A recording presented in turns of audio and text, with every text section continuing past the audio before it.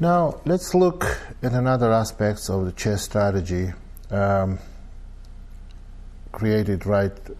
right from the opening by Karpov. The next game we're going to look game was played against another Dutch GM, quite famous Dutch GM, quite strong player, and it was in Ruy Lopez of Spanish defense, the most popular Chigorin variation.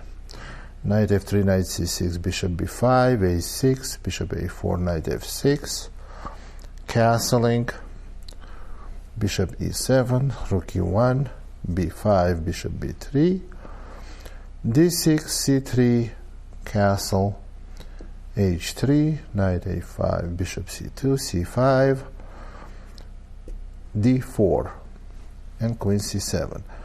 Now, we can reach this position several different ways, several different move orders, but we're not going to be discussing because this is the strictly opening. We're not discussing openings now. We're discussing the transition. Knight b to d2, bishop d7, knight f1, c takes d4, c takes d4 for white, rook a to c8, rook e2 defending the bishop,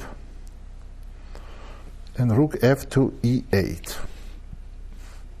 In this position, one of the ways white can play is knight f1 to g3 to bringing another piece towards the center, and then black has an option to capture on d4, and we will see very interesting position where black is going to have kind of weak pawn on d6, but white, but they're going to have some counterplay on opens c file and e file respectively. Well, knight g3 is not the move that was played by Karpov. The move was d4 to d5. Now white closes the center.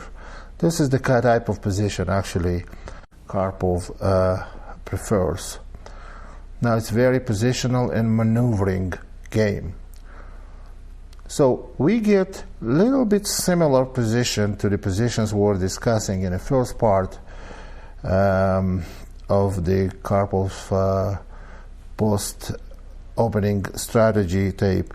So here white has some space advantage. Knight on a5 is not really greatly placed, but black has an open c file and potentials maybe to develop some activity on king or queen side. They can prepare f7, f5. So let's see what happens. So all white has right now is little space advantage. The game developed after white played d5, knight to h5. Now this is understandable move. Black wants to play knight f4 and get one of the white bishops. Bishop d3, getting off the open file with the bishop. g6 by black. Knight to e3, and here's white knight moving towards g4 possibly, and also stopping black from playing f5 where white will just simply win a pawn. Knight to f4, rook to c2, queen to b6, and bishop to f1. Now you can tell that white bishop moved from c2 to f1 to better diagonal, because c2 e4 diagonal was weak. After bishop f1, black took an upper chance and played f5. Now f5, the idea of move f5 to start some kind of activities on a king side. Since the bishop left this b1 h7 diagonal, after f5, white played e takes f, g takes f, and here is the change of a strategy by Karpov. Now, playing for space advantage is not beneficial for white anymore because d5 pawn lost grip. No more e4 pawn. So what is white trying to do? This is not the kind of plan they had in beginning of the game. But sometimes you have a plan, so I build my plan in the opening, so I want to do this and that's what I want to do. I want to attack on king side, but as the game develops, your plan can be undermined. And then you have to find the alternate plan and something you want to build all your game for. So, and that's where Karpov took on f5, black took back, and now white's next move determined the course of the game, which was b4. After b4, knight has to go to b7 because knight c4 would have lost a pawn. After knight takes c4, pawn takes c4, and bishop takes c4. So knight has to go to b7. But if you notice now, knight on b7 is extremely passive. It's not only passive, it's kind of dead. Only way to bring it to life is knight d8 and knight f7. And position in the center is too open to allow two free moves like this. So knight on b7 is practically out of action. And after knight b7, white played bishop b2. Now white is building their game on passive knight on b7 and also at the same time threatening to start some kind of attack on a king side because white's king is exposed. Maybe knight takes e5, d takes e, and bishop takes e5, opening this long diagonal with in a proper position, of course. So after bishop b2, rook takes c2, queen takes c2, rook c8, and queen b1. Now f5 pawn is a target. And black played rook f8. And now typical Karpov's move, a3. Just supports the b4 pawn, and it's kind of waiting move. Maybe he had more active ways to play, but black's knight on b7 is very pitiful. So after a3, black played knight g6. Now black is looking forward to activating the central pawns. Queen c2, rook c8, and now white plays queen to d3. Again, f5 pawn is hanging, and there are only two moves to play, the rook f8, but that seemed too passive because rook just came from f8. And then white would play probably something like rook c1, getting the c file, and you'll see that white's piece is getting more and more active, and all black does is just protecting their center. Or the other move, the other option was e4. That's the option black chose, to e4, but then queen d4. Of course, black cannot take white's knight because there is a checkmate on g7. So then all black can do is to take white's queen, and white retakes with a knight, and now bishop f6.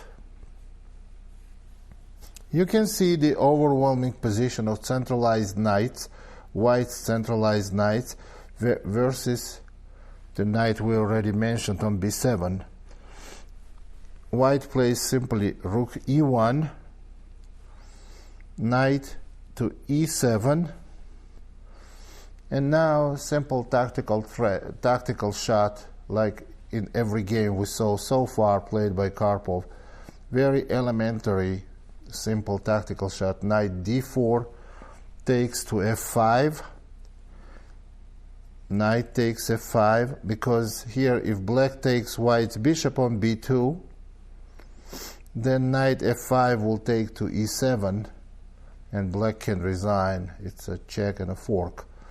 So the only thing here black can do is to play knight takes f5. Then white plays bishop takes f6, knight takes e3, rook takes e3, and we arrive to position where white has an extra pawn and an overwhelming positional advantage. Take a look at the knight on b7, still dead as ever. So bishop f5, g4, bishop g6, bishop g2, winning second pawn, rook c1, king h2,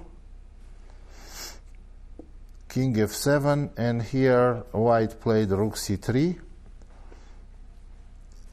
exchanging the rooks. Rook takes c3, otherwise rook comes to c7 with a check. Rook takes c3, bishop takes c3, and the black's position is totally helpless. White can come up with a king to g3, then king f4, winning second pawn, and the game is over. So this was very interestingly done. You know, sometimes you look at this position and any 15 or 1400 players can say, oh, there is no move that I wouldn't have made. Every move I understand, so why can't I be on the level of world champion? Understanding is one, but every time you display the move that you easily understand and could have made, there are 5 or 6 other moves that you could have made as well. And multiple choice answers don't work here. So you must know all white did here, they were very consistent, and they had to switch their plan and ideas a couple of times in game.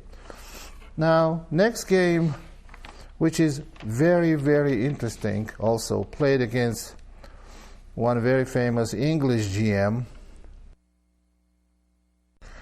The positional ideas of this game are weak central squares and playing around them and taking advantage of them. So e4, c5, knight f3, e6, d4, cd, knight takes d4,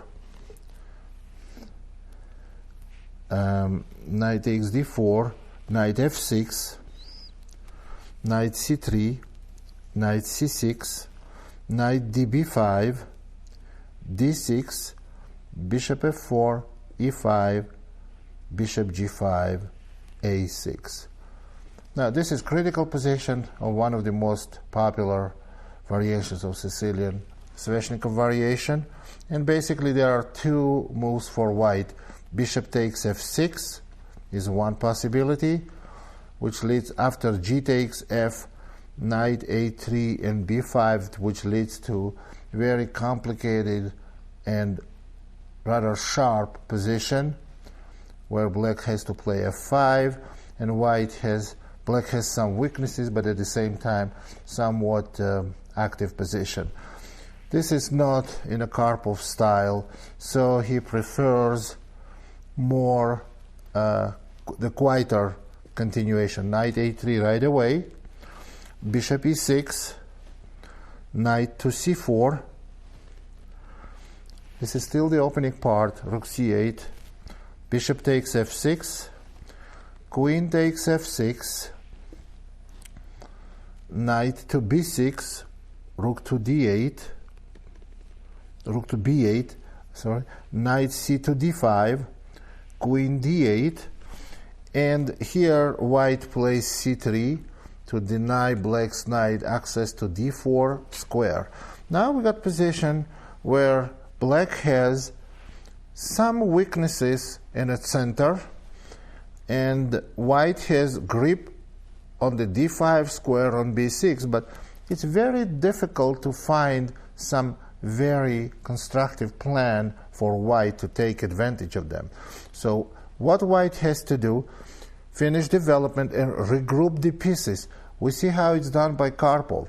Right now there is no concrete plan for white. So the way game develops, after c3, bishop e7, bishop c4, castle, and castle. Bishop goes to g5. Okay, black has active bishop g5. They're supposed to be a bad bishop. They activate it on g5. They have knight centralized on c6. It's more or less in the center. And the light square bishop is okay. All they have, only problem in their position is weakened d5 square. Now, can you take advantage of it? So let's see what happens in the game. After bishop g5, white plays a4. White try to take as much space as they can on the left side of the board. So what I mean is from e file to the left.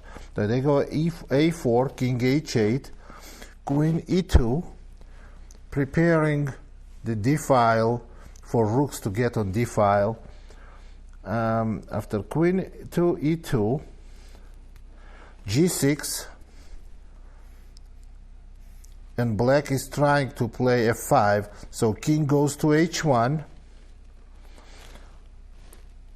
bishop h6, and black is ready to play maybe queen h4, followed by f5 to develop some activity on a king side.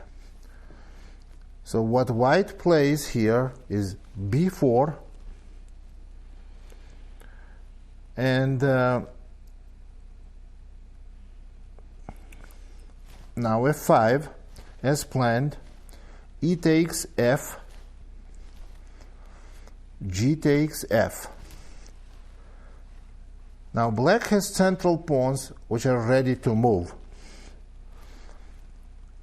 and if those pawns move something like e4, then black knight may come to e5, centralized square, and slowly, by playing later rook g8, black may develop very strong attack against white's king.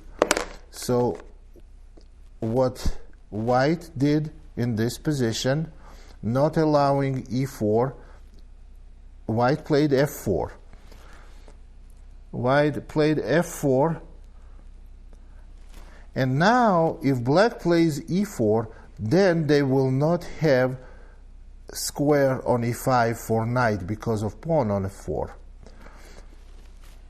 So what black played in this position was bishop takes d5, knight takes d5, and pawn to e4.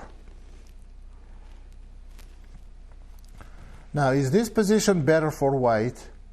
I think it is. White has, let's assess the position. What white was playing for, they wanted to create position that is very beneficial for knight on d5, because knight on d5 is the only thing they had right after the opening, and that's what their opening idea was, to get the centralized knight on d5. Now they have to create play that knight on d5 will be very useful. So knight d5, e4, a5. Now this is an interesting move, because when white's rook will double on d file, knight will have to move maybe to b6 to keep the d file open. So a5 is a good move, giving white square on b6. So a5 was played, bishop g7. Now black puts bishop obviously on long diagonal. Good position. Rook a1 to c1. Knight to e7. Black cannot stand anymore the knight on d5. Obviously they want to exchange their less active knight for knight on d5. White played rook f to d1, knight takes to d5, and bishop takes to d5. Now we see white has a very powerful knight on d5, which was replaced by powerful bishop on d5. You can tell that this bishop attacks b7 pawn, so black has to guard the b pawn, and also on d5 somehow limits black's king's activity. And notice, if g-file opens, black is going to have very difficult time putting rook on g8 because bishop can take on g8. So white has certain positional advantages here. And black played queen c7, rook c2.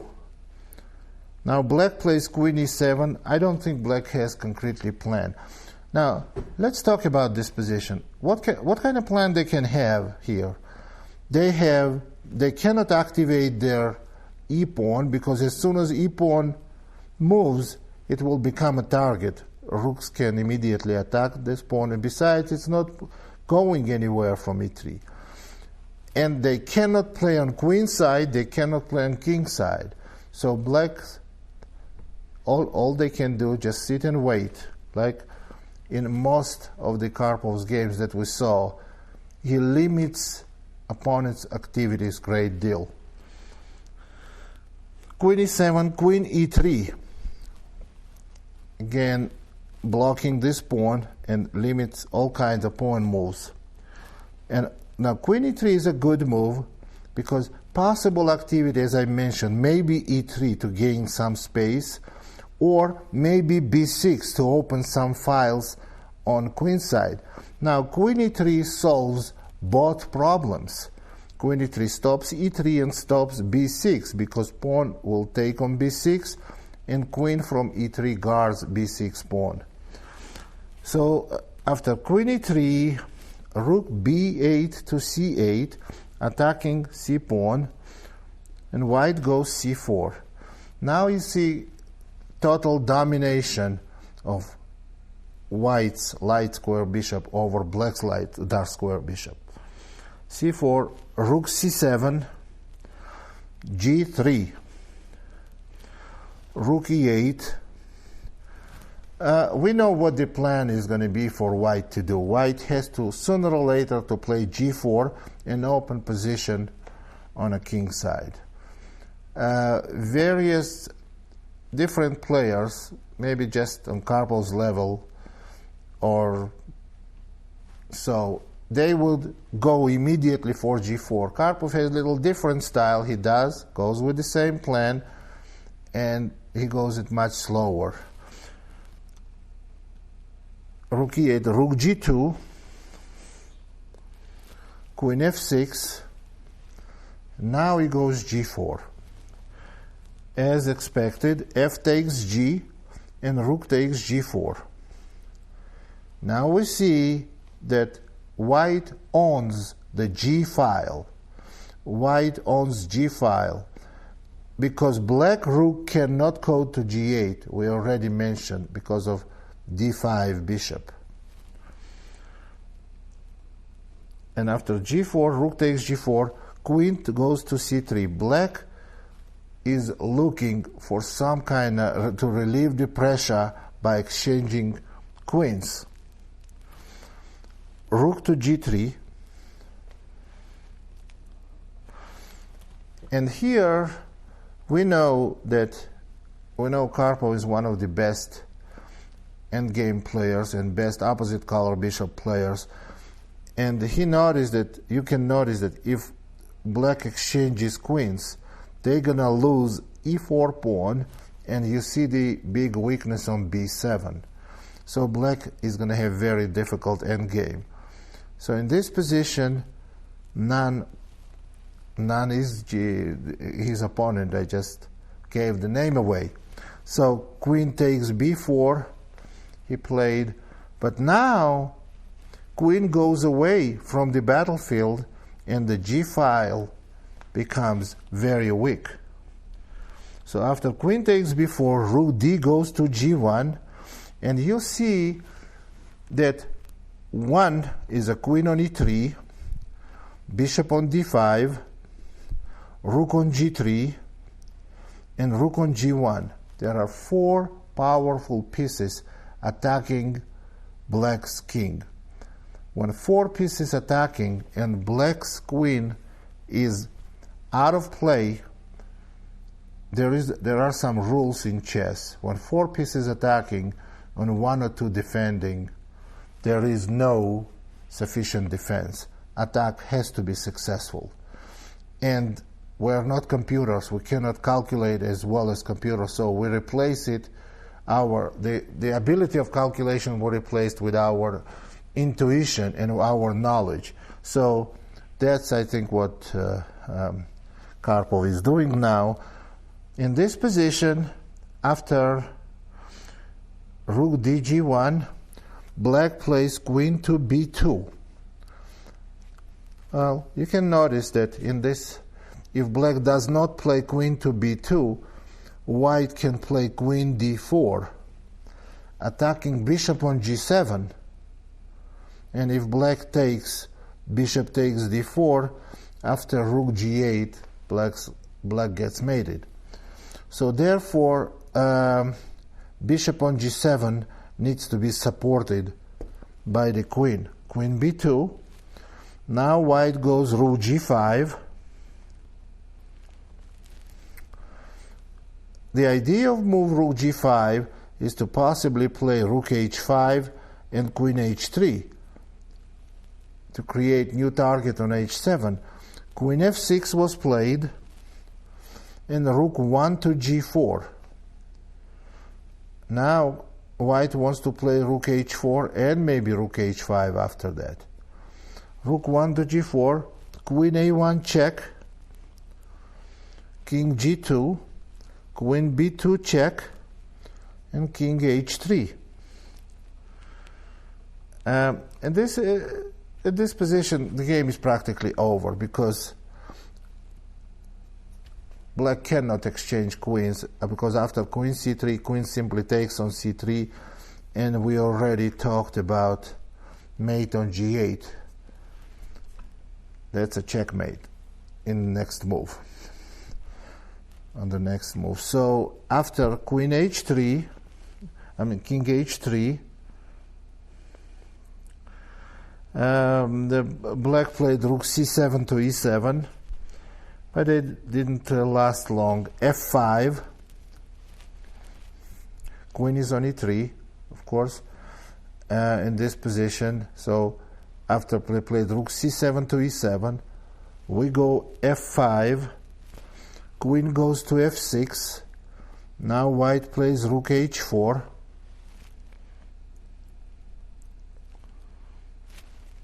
This was another move that wasn't bad, and it's a good idea, but white chose rook h5 move, which is the same thing.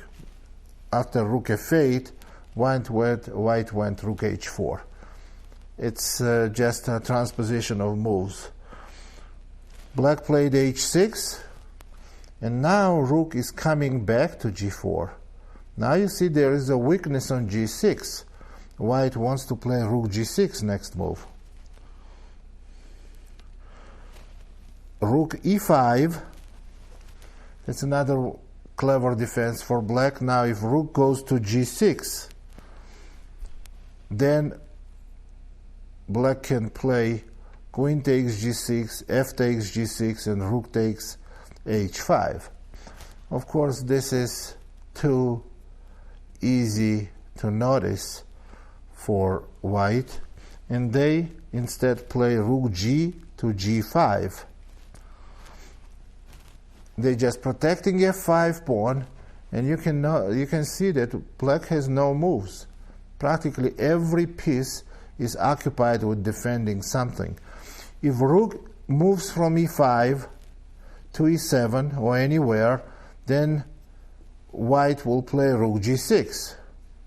Now let's look, if queen moves somewhere, they can still go rook g6 with threatening rook takes h6 with a mating attack. So black is in absolutely lost position here. After rook g5, they played rook c8. This is pointless move, but those are the only kind of moves what black has left. After rook c8, king g4.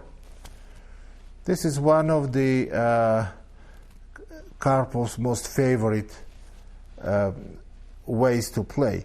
He brings every piece in the game, and white's positional advantage is so great they can't even use the king.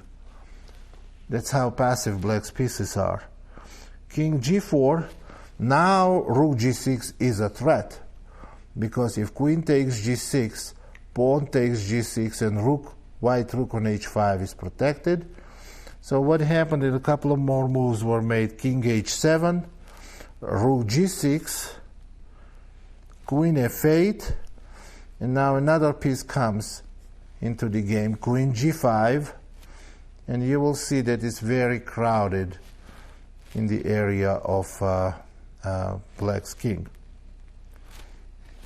After queen g5, queen takes f5 check, queen takes f5, rook takes f5, and white has to make just one more accurate move in whole game. They have to take the f5, win f5 rook without losing g6 rook. So obviously king f5 is a mistake because of rook f8 check, and next move king will take g6 rook.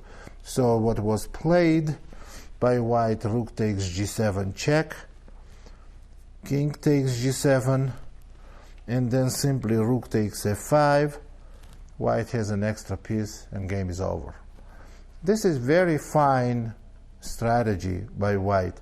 They got dominating piece on d5, which was knight, and later was replaced by dominating bishop on d5, and was very well planned and played and executed by Karpov. And again, we all wish we can do just as good a job as he did in this game. This just tells you that there are certain positional advantages, certain positional rules that you have to obey when you have weak squares of space. A lot of people heard of, even beginners heard of this. I know what a weak square is. I know what good knight is versus bad bishop. I know what a lot of space is, but I don't know how to capitalize on it. And that's what we are doing now. We're looking at more and more examples of it. Next game that I wanted to look with you, it was played with incredible simplicity and clarity. Karpov played against one of the world's top GMs for that time, and it was English defense, c4, c5, knight f3, knight f6. This is his game against Ribley. Knight c3, knight c6, g3, d5, c takes d, knight takes d5, bishop g2, g6, castle, bishop g7, knight takes d5, queen takes d5, d3, black castled, bishop e3, and bishop d7. This is all very well known in theory, this position, and it's known as an equal position. Here, the Karpov went for this position. Obviously, he didn't want to draw. He didn't go for a draw in this position. He went, he simplified position, got with one minor piece on the board only. He played knight d4, attacking queen, queen d6, knight takes c6, bishop takes c6, bishop takes c6, queen takes c6, and this is also theoretical position. Looks like dead even. He played rook c1, black played queen e6, rook takes c5, queen takes a2. Of course, he prepared this at home, and he went for this position deliberately, thinking that he has an advantage. And if he thought that he has an advantage, in most of the cases, the answer is that he has an advantage.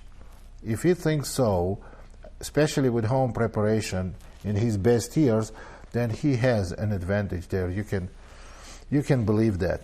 So he plays rook b5, and we're going to see now what was his opening idea, because this position is an opening.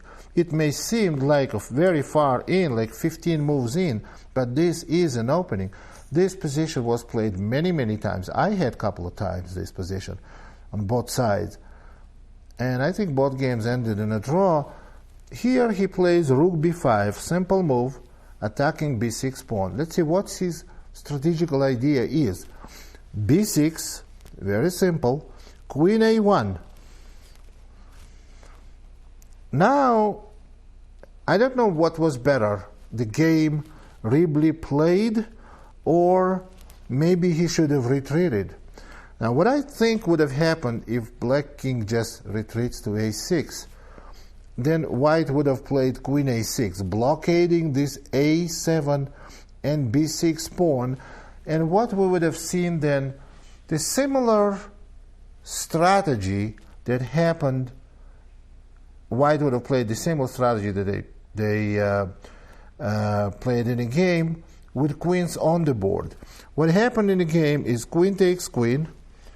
Obviously, Ribley was anxious to draw against Karpov. Rook takes a1, rook f to b8. Now they're ready to somehow to free the rook maybe from a8. And white plays rook a6. Now you see there is a clear weakness on a7.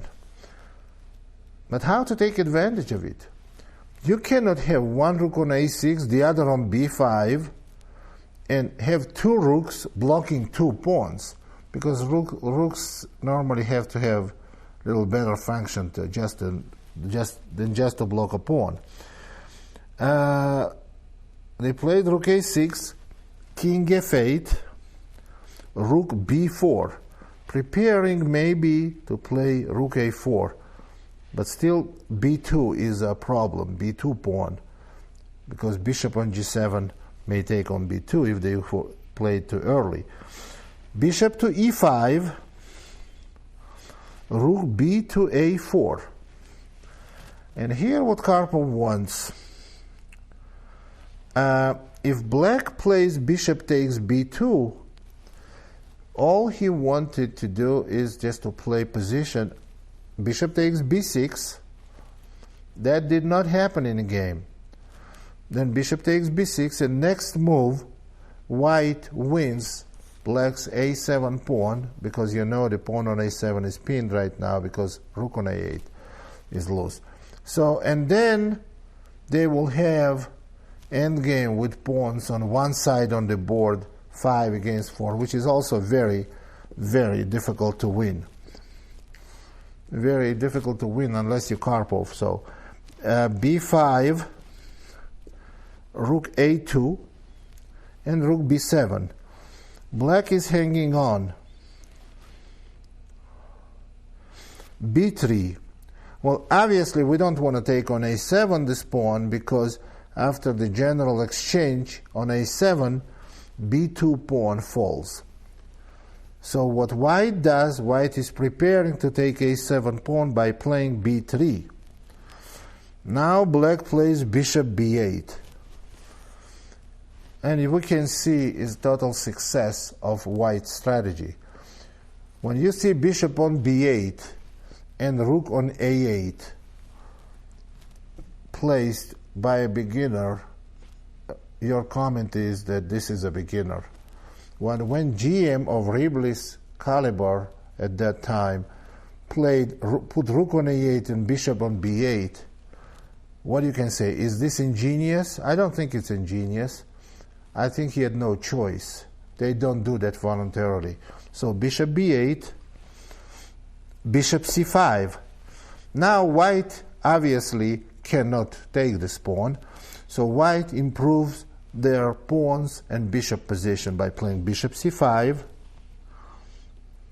king to e8, d4. Now they are moving the pawns forward.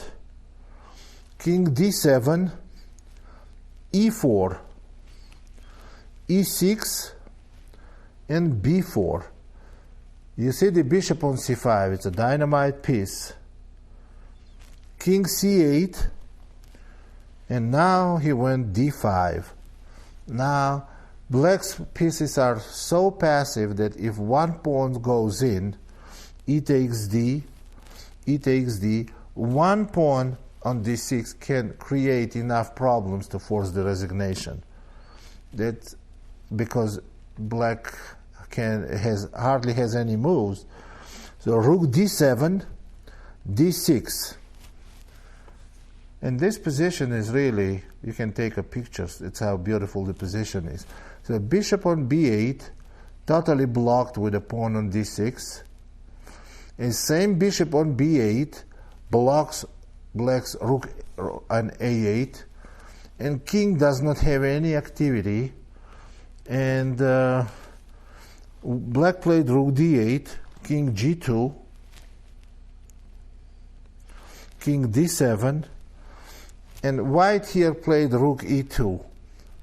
Karpov played. This wins immediately. But even if he didn't have it, even if white plays just king f3, followed by king e4, followed by king d5, black is in total zugzwang. They can't do anything. However, rook e2 is a better move because it's better for both sides, because it ends black's suffering and wins white a game. So both sides are happy here. Rook e2, king c8, rook e7, rook d7,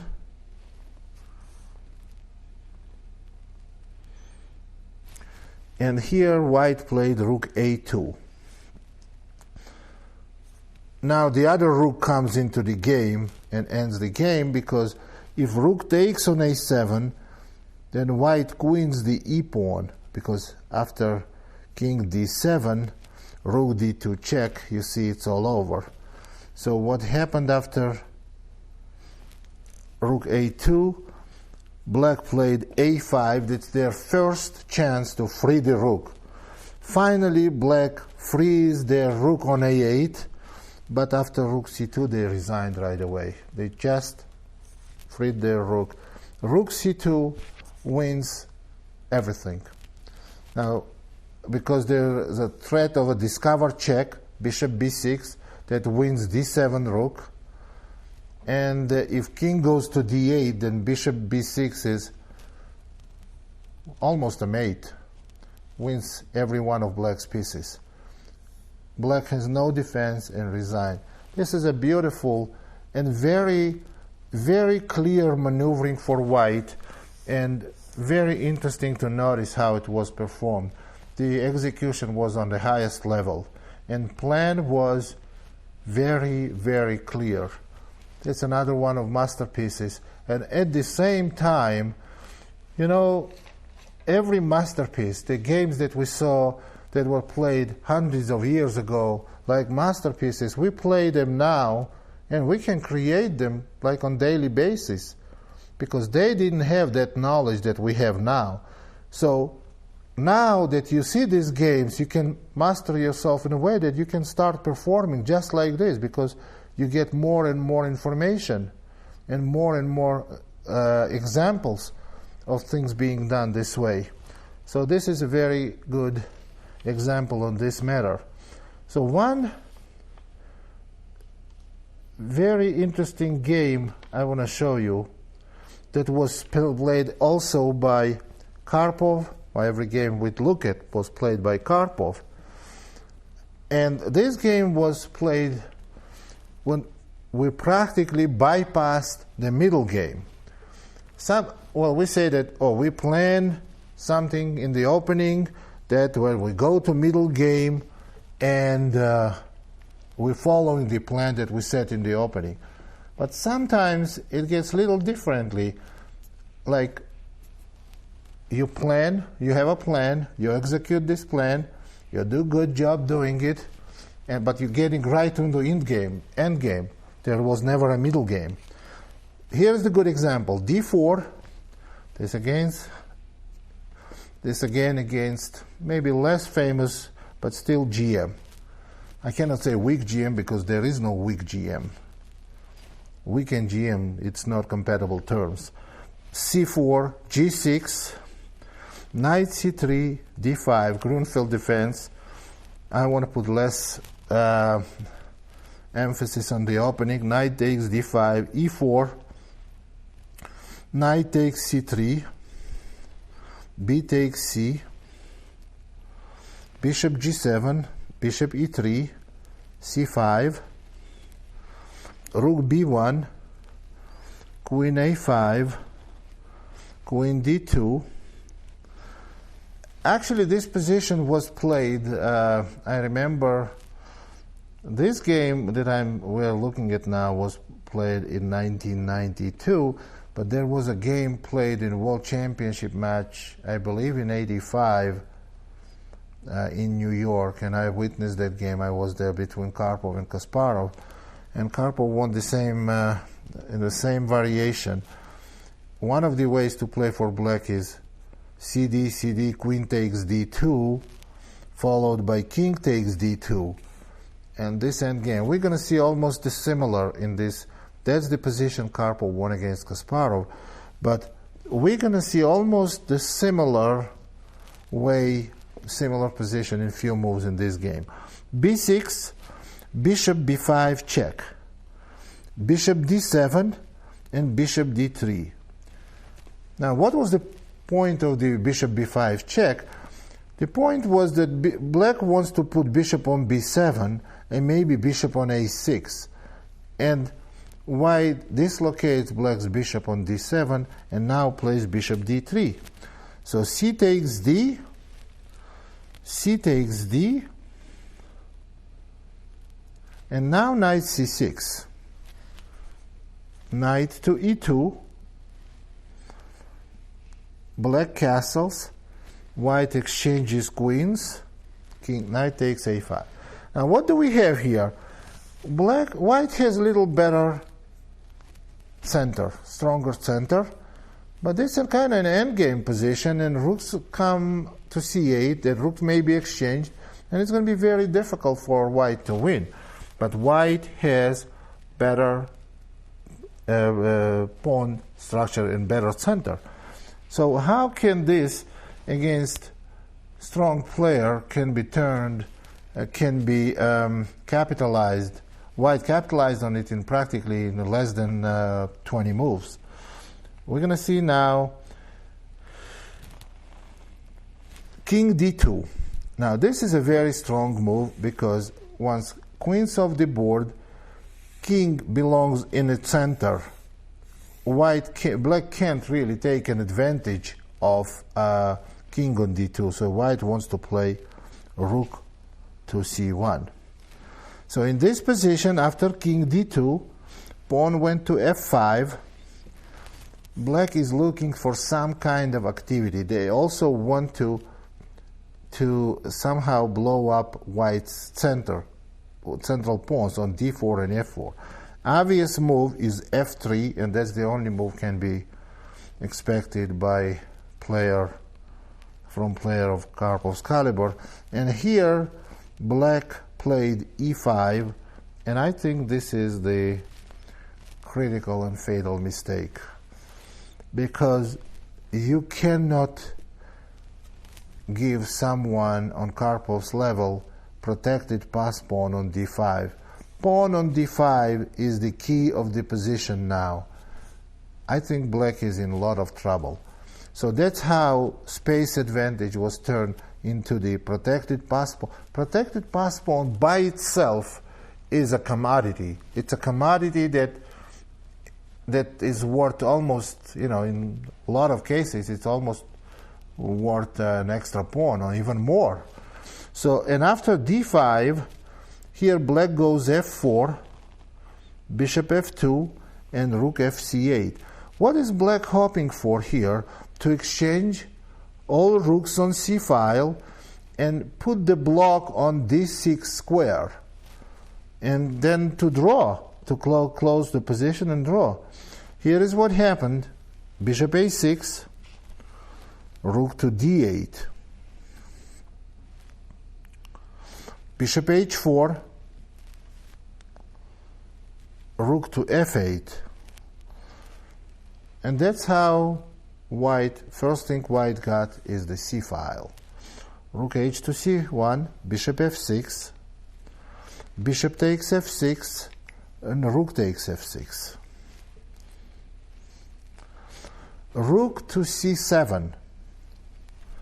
Now you see the bishop on a6, white bishop on a6, makes sure that black rook cannot step on c8. They totally control c-file, white totally controls c-file, and they have protected pass pawn on d5. Game is totally lost for black. Rook on f7, and knight c1, bishop e8, rook takes f7, king takes f7. Now you're going to see the purpose of knight c1 move. Knight goes to d3, and Karpov is very good in noticing weaknesses. e5 is a terrible weakness. King f6, rook to c1, back to the c-file issue. b5, rook to c7, knight c4 check, king to c3, and after knight d6, knight b4, you see that every piece of white, they're penetrating into the black's position, and black is actually after knight d6 the move was played. It was king b4, and black's position is collapsing in 2-3 moves. g5, king to c5.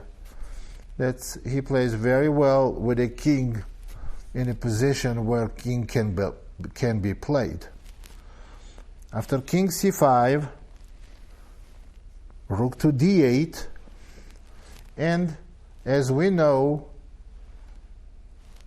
that every game of Karpov ends with a little, very simple combination: knight takes e5, king takes e5, rook e7 check, king f6, rook e6 check, king, and in this position black just resigned, because anywhere king moves, rook will take to d6, and you will see that black's position is totally hopeless. Now those are very interesting examples of strategy, strategy designed in the opening and early stage of the game.